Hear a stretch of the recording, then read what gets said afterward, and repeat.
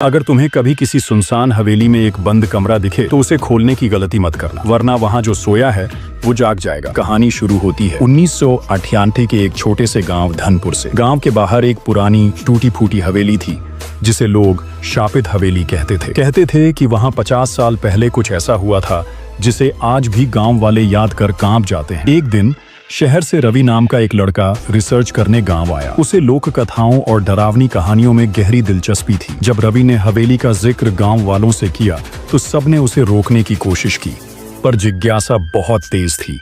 रात के वक्त रवि चुपचाप हवेली की ओर निकल पड़ा। हवेली की दीवारें दरक रही थीं, हर कदम पर फर्श कराह रहा था। हवा में अजीब सी सड़ांध थी। हवेली में दाखिल होते ही उसे एक अजीब सी ठंडक महसूस हुई। हवेली के एक कोने में एक बड़ा सा लोहे का दरवाजा था जिस पर जंग लगी मोटी जंजीरें थीं। दरवाजे के ऊपर खून से लिखा था, इसे मत खोलना वरना मौत तुम्हारा इंतजार कर रही है। रवि हंसा, ये सब डराने के लिए है, उसने सोचा। उसने पास से पड़ा एक बड़ा पत्थर उठाया और जंजीर पर दे मारा। जंजीर टूट गई। दरवाजा धीरे धीरे खुद ही चरमराते हुए खुलने लगा। जैसे ही दरवाजा पूरा खुला, हवेली में अंधेरा और भी गहरा हो गया। अंदर एक खाली कमरा था, पर उस कमरे के बीचों बीच एक पुरानी लकड़ी की कुर्सी थी और उस पर बैठा था कोई, एक बिल्कुल जली हुई लाश जैसी आकृति। रवि के पास आते ही वह आकृति फुसफुसाई, तुमने मुझे जगा दिया। रवि डर के मारे पीछे हटा, लेकिन कमरा अब बदल चुका था। दरवाजा अपने आप बंद हो गया था। दीवारों पर खून के हाथों के निशान बन गए थे।